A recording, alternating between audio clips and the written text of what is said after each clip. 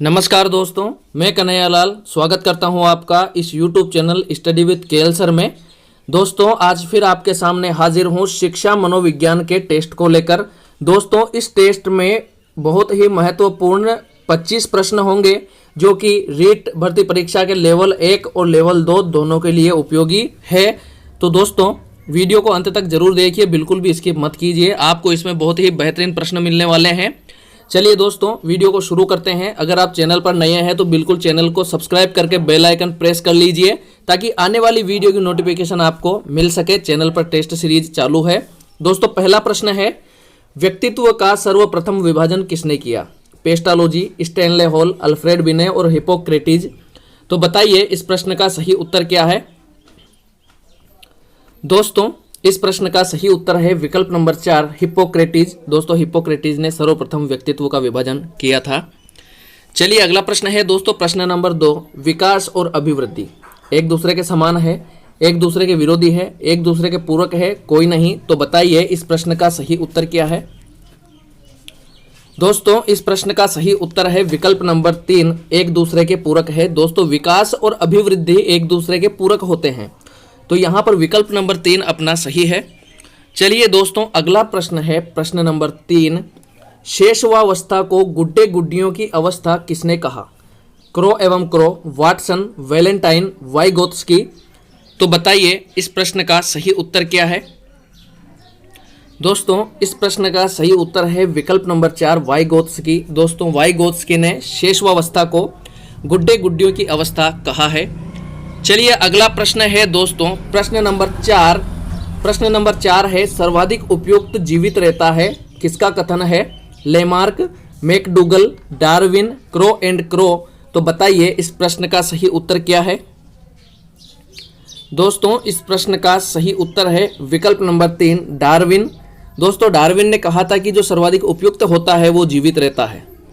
चलिए अगला प्रश्न है दोस्तों, प्रश्न नंबर 5, विकास के किस चरण में नायक पूजा की प्रवृत्ति का प्राचुर्य कहा जाता है? मतलब किस चरण को नायक पूजा की प्रवृत्ति का प्राचुर्य कहा जाता है? उत्तर बाल्यावस्था, प्रारंभिक बाल्यावस्था, प्रारंभिक किशोरावस्था और उत्तर किशोरावस्था।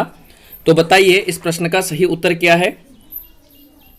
दोस्तों, इस प्रश्न का सही उत्तर है विकल्प नंबर 3, प्रारंभिक किशोरावस्था। दोस्तों, प्रारंभिक किशोरावस्था में नायक पूजा की प्रवृत्ति पाई जाती है, तो यहाँ पर विकल्प नंबर 3 अपना सही है। चलिए दोस्तों, अगला प्रश्न है प्रश्न नंबर 6, किशोरावस्था संघर्ष, तूफान, तनाव और तूफान की अवस्था है किसने कहा? Jersild, Crow and Crow, Stanley Hall, Valentine. तो बताइए इस प्रश्न का सही उत्तर क्या है? दोस्तों, इस प्रश्न का सही उत्तर है विकल्प नंबर 3, स्टैनले हॉल। दोस्तों, स्टैनले हॉल ने कहा था कि किशोरावस्था संघर्ष, तनाव और तूफान की अवस्था है। दोस्तों, इस वीडियो में 25 प्रश्न है, बहुत महत्वपूर्ण है, तो वीडियो को पूरा जरूर देखिए। अगला 7वां प्रश्न है दोस्तों, सामाजिक व संवेगात्मक विकास दोनों साथ साथ चलते हैं कथन है किसका है? Woodworth, Watson, Crow and Crow, Hurlock. तो बताइए इस प्रश्न का सही उत्तर क्या है?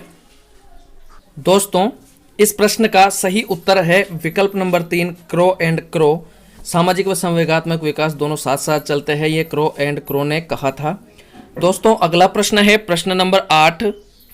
प्रश्न नंबर 8 है, मैं और भय दोनों जुड़वा भाई है, ये कथन है होप्स, जीन पियाजे, वाटसन, स्किनर।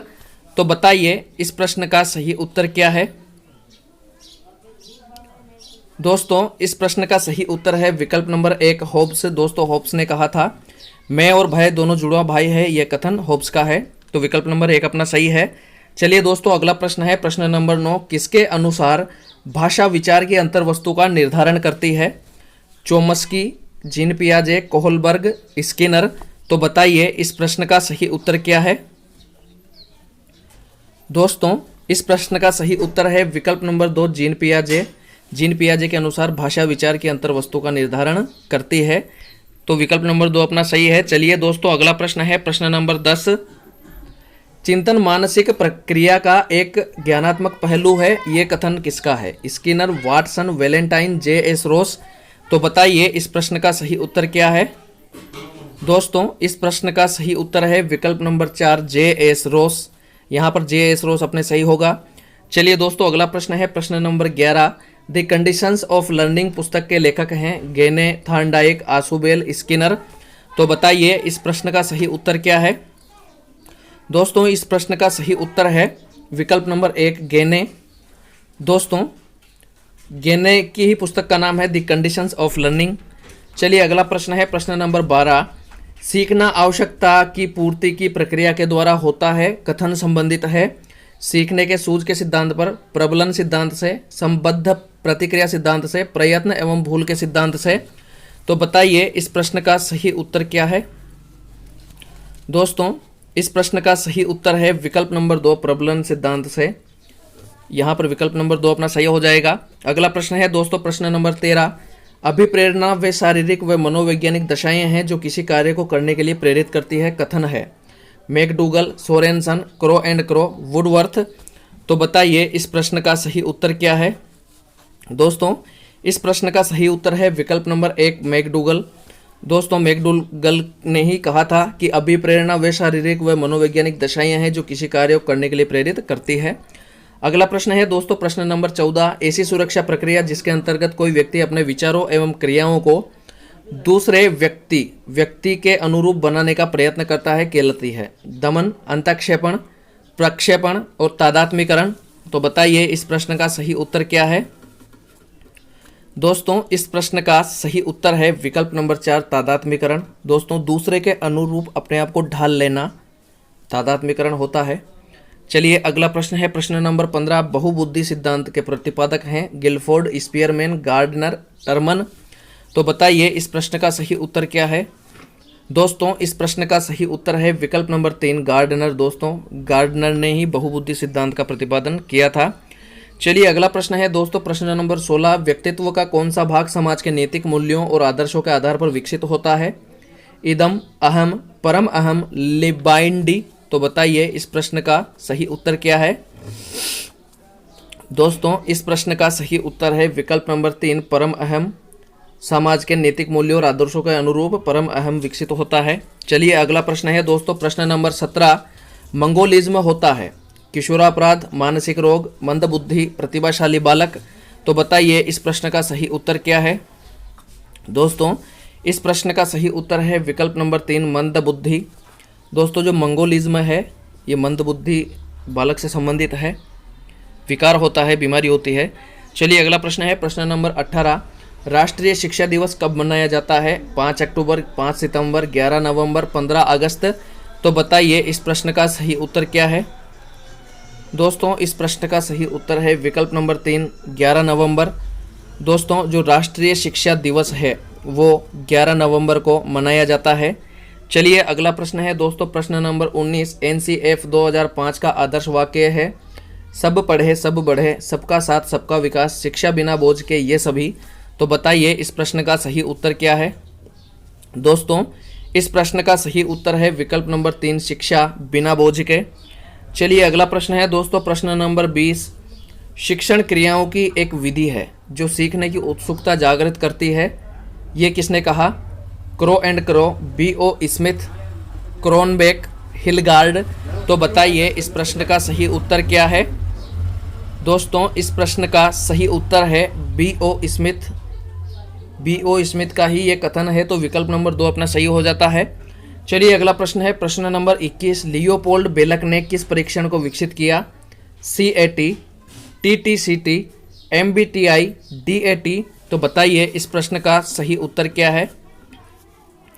दोस्तों इस प्रश्न का सही उत्तर है विकल्प नंबर 1 CAT। लियोपोल्ड बेलक ने CAT परीक्षण को विकसित किया था। चलिए अगला प्रश्न है प्रश्न नंबर 22। सामूहिक अचेतन संप्रत्य किसने प्रतिपादित किया, फ्रायड, इडलर, युंग, होर्नी। तो बताइए इस प्रश्न का सही उत्तर क्या है। दोस्तों इस प्रश्न का सही उत्तर है विकल्प नंबर 3 युंग। दोस्तों युंग ने सामूहिक अचेतन का संप्रत्य विकसित किया था। चलिए अगला प्रश्न है प्रश्न नंबर 23। पास एलांग टेस्ट का विकास किसने किया, पास एलांग टेस्ट का विकास अलेक्जेंडर, मॉर्गन, बिनेट, टेलर। तो बताइए इस प्रश्न का सही उत्तर क्या है। दोस्तों इस प्रश्न का सही उत्तर है विकल्प नंबर 1 अलेक्जेंडर ने पास एलांग टेस्ट का विकास किया था। चलिए दोस्तों अगला प्रश्न है प्रश्न नंबर 24। शेल्डन ने व्यक्तित्वों को किस आधार पर वर्गीकृत किया? शारीरिक रचना, शील गुण, सामाजिकता, त्वचा पर बालों का रंग। तो बताइए इस प्रश्न का सही उत्तर क्या है? दोस्तों इस प्रश्न का सही उत्तर है विकल्प नंबर 1, शारीरिक रचना। चलिए दोस्तों अगला और आखिरी 25वां प्रश्न। अगर आपको वीडियो पसंद आए तो वीडियो को लाइक और ज़्यादा से ज़्यादा शेयर करें ताकि सभी मित्रों को टेस्ट सीरीज का फायदा मिल सके। 25वां प्रश्न है, थॉर्नडाइक के अनुसार बुद्धि के प्रकार हैं यांत्रिक, सामाजिक, अमूर्त, तीनों। तो बताइए इस प्रश्न का सही उत्तर क्या है? दोस्तों इस प्रश्न का सही उत्तर है विकल्प नंबर 4, उक्त तीनों। यांत्रिक, सामाजिक, अमूर्त तीनों ही थॉर्नडाइक के बुद्धि का प्रकार है। तो चलिए दोस्तों आज के लिए इतना ही, मिलते हैं जल्दी ही नए वीडियो नए टेस्ट में। तब तक के लिए नमस्कार, जय हिंद, जय भारत।